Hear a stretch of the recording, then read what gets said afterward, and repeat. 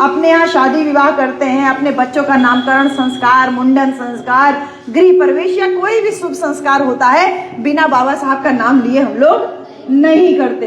तो ये जो त्याग हमारे मसीहा का था, जो बाबा साहब डॉक्टर अंबेडकर का था, और उस त्याग को बाबा साहब ने व्यर्थ नहीं जाने दिया।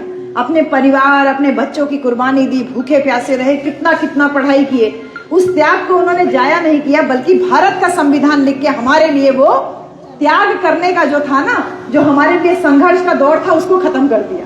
कहा हमने तो संघर्ष कर लिया, लेकिन मैं तुमको संविधान देके, हक अधिकार देके तुम्हारे लिए संघर्ष का नया दरवाजा खोल रहा हूं। अब तुमको पढ़ने का अधिकार रहेगा, नौकरी का अधिकार रहेगा, मान सम्मान का अधिकार रहेगा। ये जो तमाम अधिकार भारत के संविधान से मिले थे बहन जी, बाबा साहब सपना लिए थे दिल में कि तमाम जो अधिकार हैं, इन अधिकार को सुरक्षित रखने के लिए मैं तुमको वोट का अधिकार दे रहा हूं। और उस वोट के अधिकार की कीमत बाबा साहब चाहते थे कि हम लोग समझें, लेकिन बाबा साहब समझा नहीं पाए, दुनिया से चले जाते हैं। साहब कांशी राम आते हैं, और जब साहब कांशी राम बाबा साहब को पढ़ते हैं, वोट की कीमत को जानते हैं और बाबा साहब के संदेश को मानते हैं कि संदेश था कि पढ़ने का अर्थ केवल अपने नौकरी करना, अपने परिवार को पालना नहीं था।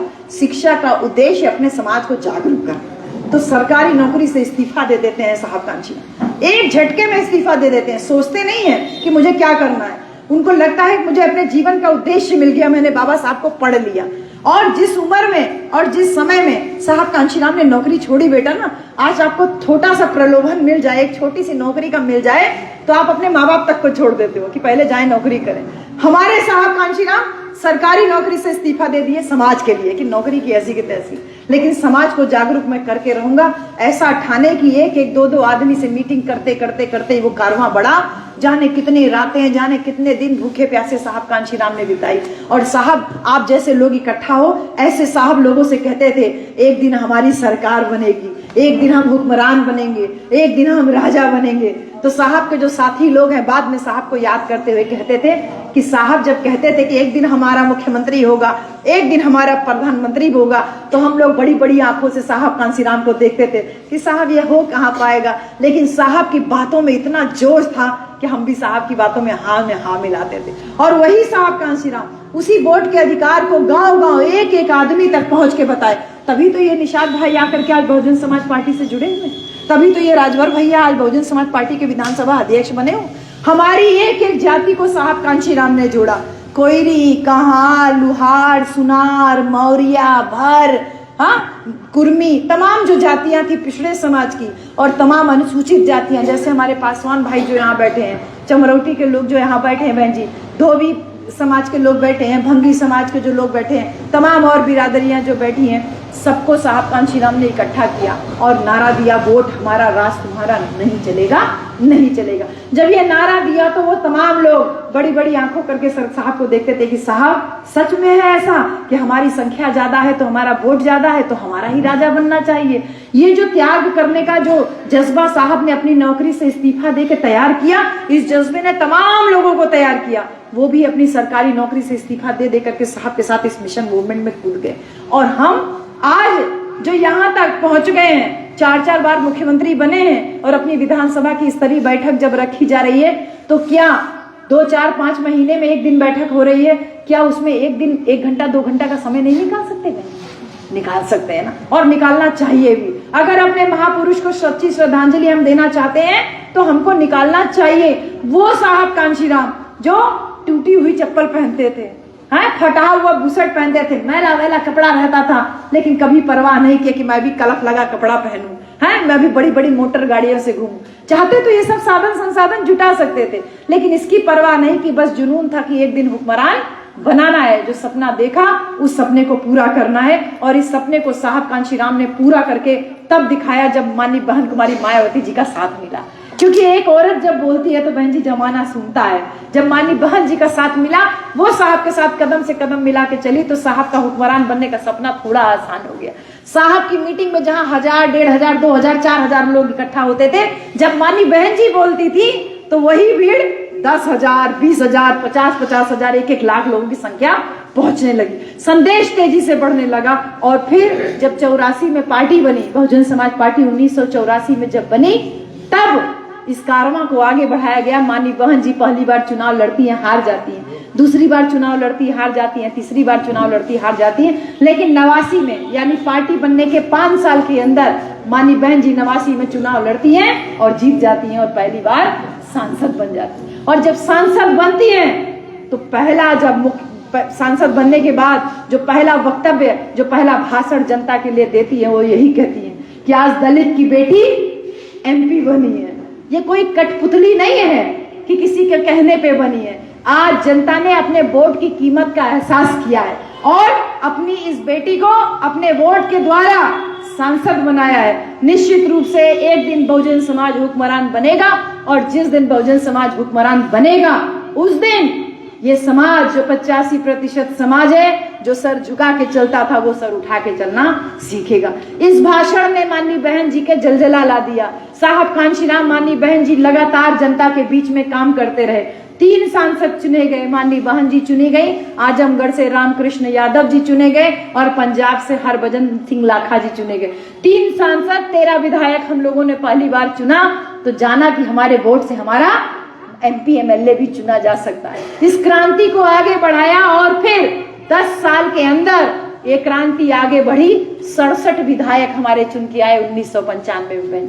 67 विधायक, सोचिए कितनी मेहनत की होगी साहब कांशीराम। हाँ, यही आजमगढ़ की धरती पे तमाम बातें साहब कांशीराम के जीवन से सुनते हैं बहन जी। वही साहब कांशीराम जो कि एक बार नहा धो करके अपना कपड़ा फैलाए थे बहन जी, अपना अंडरवियर बनियान फैलाए थे, उसमें बड़ा बड़ा छेद हो रखा था। वो चिथड़ा के जैसा भी कपड़ा उसको नहीं कह सकते, इतना फटा फटा कपड़ा फैलाए थे।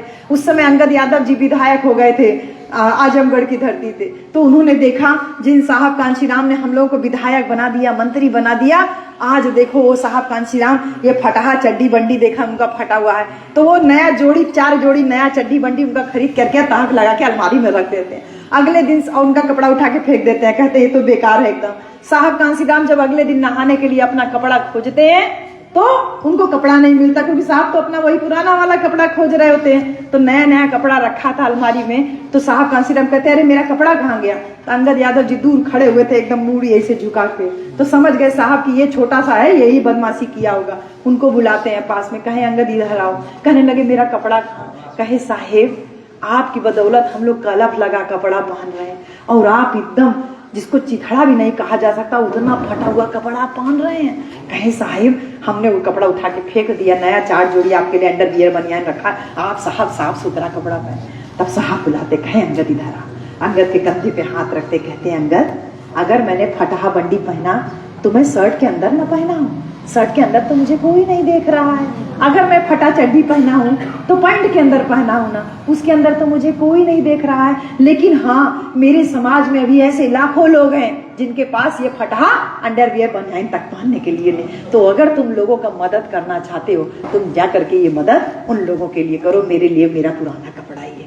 तो साहब कांशीराम की बात सुन के अंगद यादव वैसे बड़ा बड़ा रोने लगे, कहने लगे साहब हम उनके लिए भी काम करेंगे, लेकिन आप भी साहब कांशीराम हमारा ये कपड़ा स्वीकार कर लीजिए। ऐसा त्याग किया भैया मेरे साहब कांशीराम ने, तब आज मुझे ये साहस मिला है यहाँ तक खड़े होकर के बोलने का।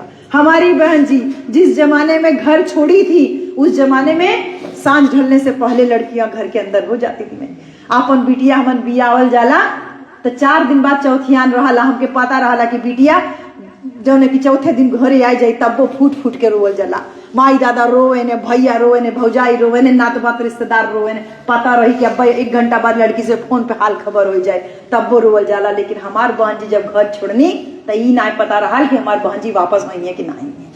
उनकर माई दादा उनके खातिर आंसू नहीं बहाए, बहन जी उनके खातिर आंसू नहीं बहाए, बल्कि उनको चेतावनी दिए कि तू घर छोड़ेगी तो आज से घर का दरवाजा तेरे लिए बंद होगा।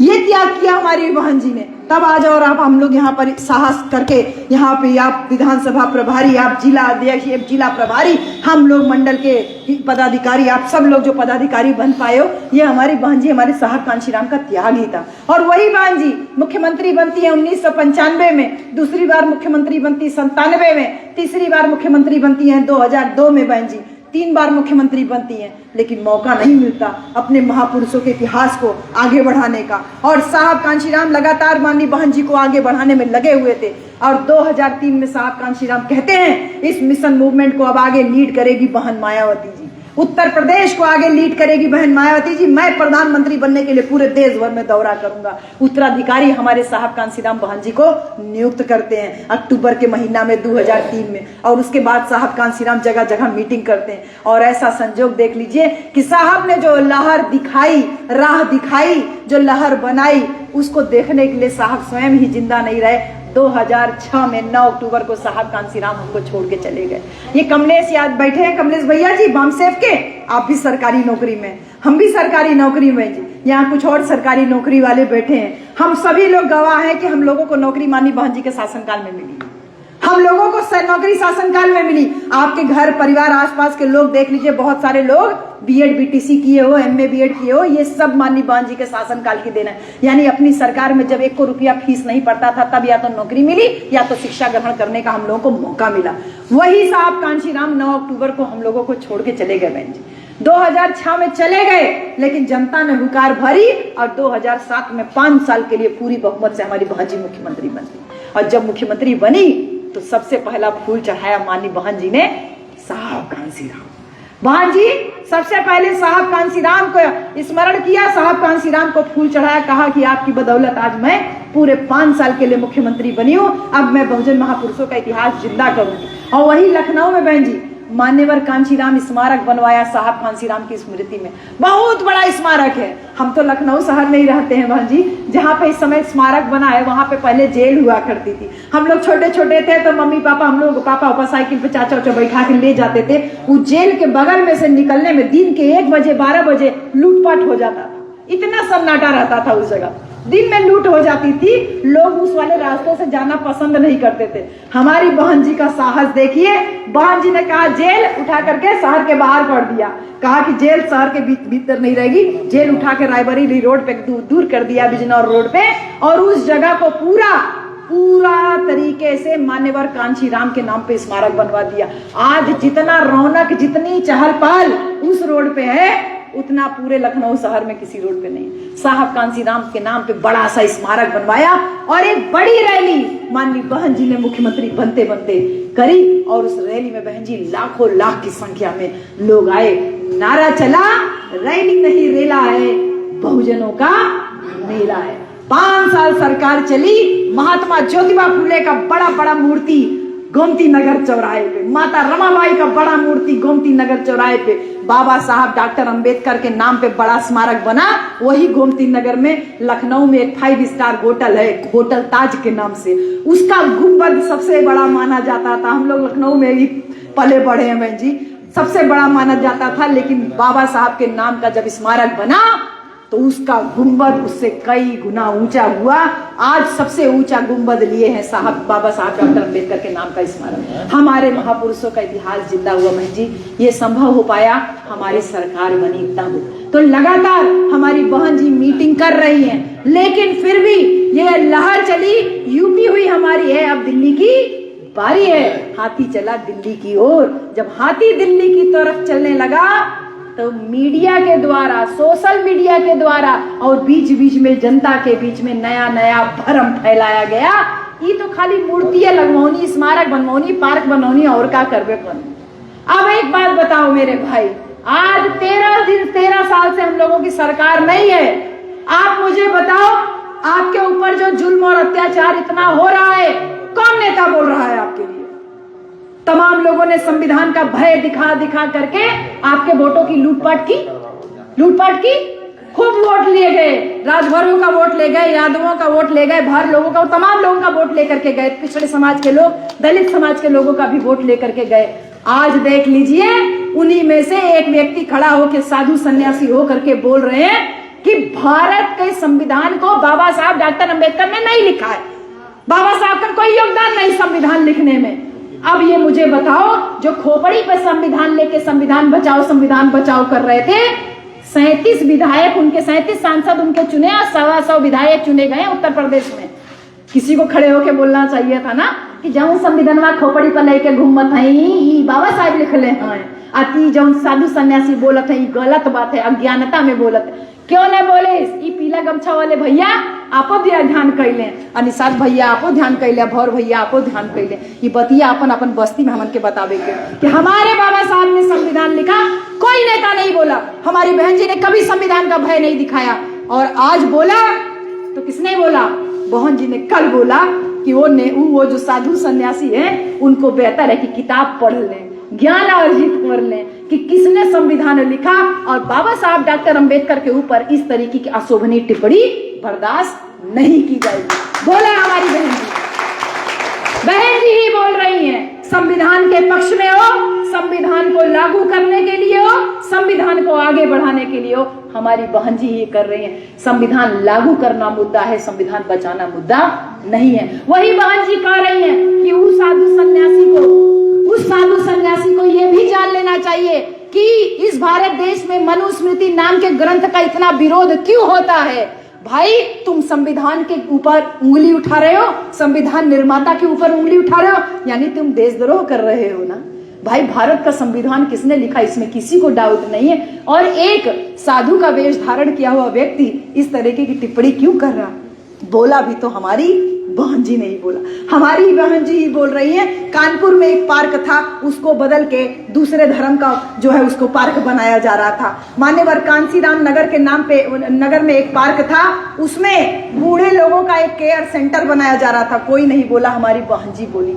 आज 13 साल से सरकार से दूर हैं, इसके बावजूद हमारी बहन जी एक बार बोल रही है, तब भी सरकार अपना फैसला वापस ले ली। बहन जी ये कानपुर वाला जो पार्क का था डेवलपमेंट उसको भी वापस ले लिए, और कांसीराम नगर में भी बहन जी साहब कांसीराम के नाम पे पार्क बना था, उस पार्क में सरकार दूसरा पार्क बना रही थी, उस फैसले को भी सरकार ने वापस ले लिया।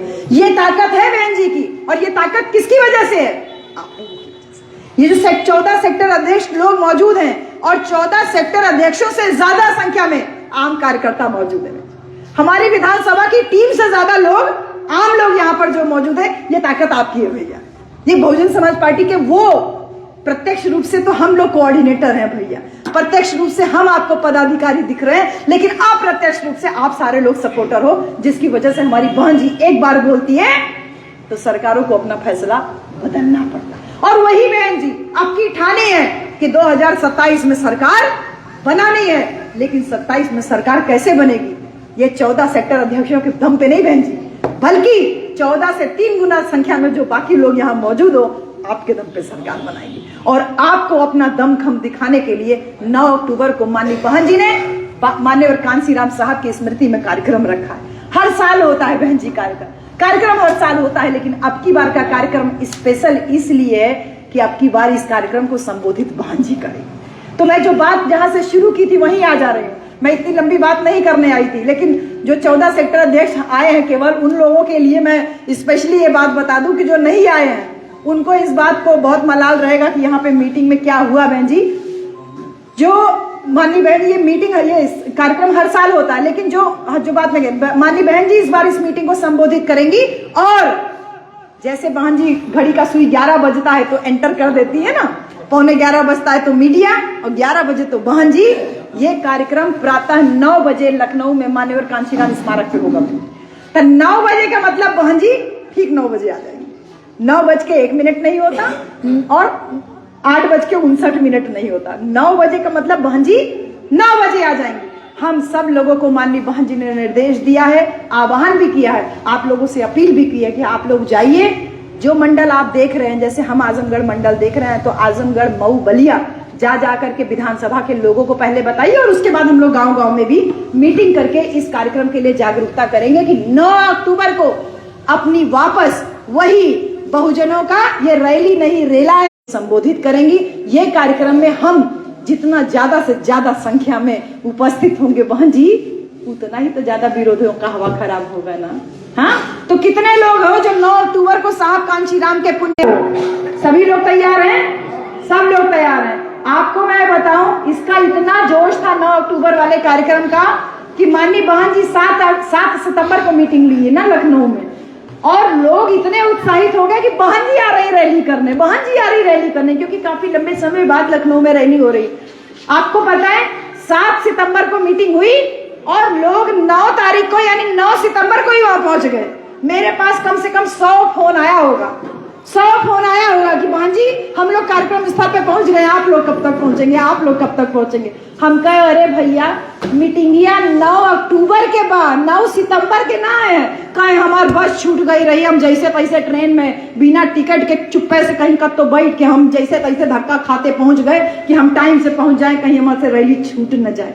इतना उत्साह है लोगों में कि 9 अक्टूबर का इंतजार नहीं कर पाए लोग, 9 सितंबर को ही पहुंचना शुरू कर दिया। तो हम कहे नहीं, अभी आप लोग घूम लीजिए, पहुंच गए लखनऊ, घूम लीजिए, उसके बाद 9 अक्टूबर को सब लोग आइएगा। तो ये मेरी अपील है, अनुरोध है आप सब लोगों से कि ज्यादा से ज्यादा संख्या में हम लोगों को इस रैली को सफल बनाना है। देखिए पहले का जो समय था, माननीय बहन जी ने कहा है कि ये चुनावी माहौल नहीं है, कि ये चुनाव लड़ रहे हैं, ये चुनाव लड़ रहे हैं, 10 ठो बस आप लगा दीजिए, 4 ठो बस आप लगा दीजिए। चुनावी वाला कोई काम नहीं करना है, बल्कि बहुजन समाज पार्टी जैसे बनी थी उसी पैटर्न पे हम लोगों को काम करना पड़ेगा। हमके आप लोग पैसा रुपया नहीं देते हैं ना, हम लोग आते हैं लेकिन आपके बीच में तो हम आते हैं, और जब हम आप लोगों के बीच में आते हैं तो आप लोग और से गांव में जब रहते हैं, मीटिंग तो हाल में रखा गया है, गांव में रखा गया है, तो ये मीटिंग में और भी लोग इकट्ठा होते हैं, आसपास के गांव के भी लोग आ जाते हैं। तो जिस प्रकार से छोटी मीटिंग में आप लोग उत्साह दिखाते हैं, वैसे ही माननीय बहन जी ने कहा है कि चन्ना भूजा उजा रख लीजिए, जैसे पहले होता था, सतुआ पिसान उसान रख लेते थे, गुड़ भेली रख लेते थे, भूजा उजा रख लेते थे, वो रख लीजिए। और राती के बैठ लिया, यहाँ से चाहे ट्रेन में बैठ ला और चाहे बस में बैठ ला, राती के बैठा, भोर में 4-5 बजे आपके बस उतार दें।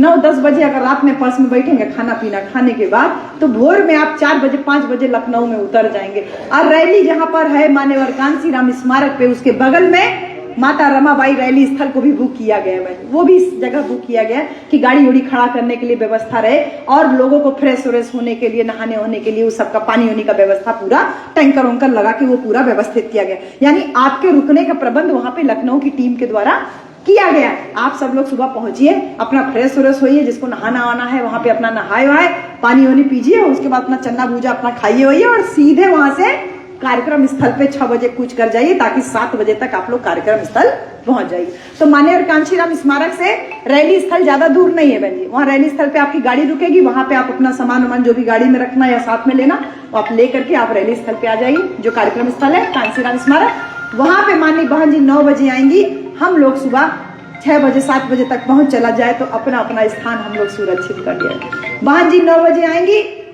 फूल अर्पित करेंगे, श्रद्धांजलि देंगी, उसके बाद जनता को संबोधन करेंगी, और जनता को संबोधन दे करके बहन जी तो चली जाएंगी। उसके बाद वो दरवाजा हम लोगों के लिए खुला रहेगा कि हम सारे लोग अपने मसीहा का जो बड़ा सा मूर्ति लगा है, बड़ा सा गुंबद वाला स्मारक बना है, उस स्मारक में हम लोग भी बारी बारी से जा करके फूल चढ़ाएं। तो बहन जी एक बड़ा अवसर हमको और आप लोगों को मिला है साहब कांसीराम को स्मरण करने का।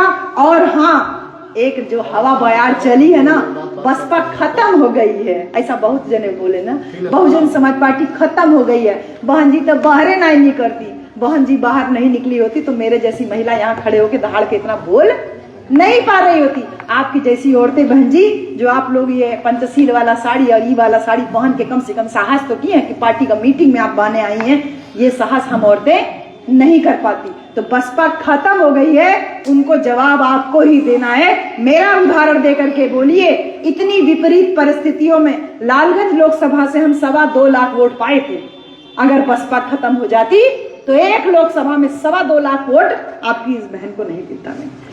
अभी जो पिछला लोकसभा चुनाव हुआ था 2024 में, 2.25 लाख लोग एक लोकसभा से आपके साथ में हैं। अब कैसे मुंह उठा के बोल देते हो कि बसपा खत्म हो गई? खत्म तो तुम लोग हो गए हो। 37 सांसद जीतने के बाद कोई मुंह उठा के भारत के संविधान के ऊपर कुछ भी बोल दे रहा है, और तुम्हारे वो तमाम सांसद मुंह में दही जमाए बैठे हैं, कोई बोल नहीं रहा।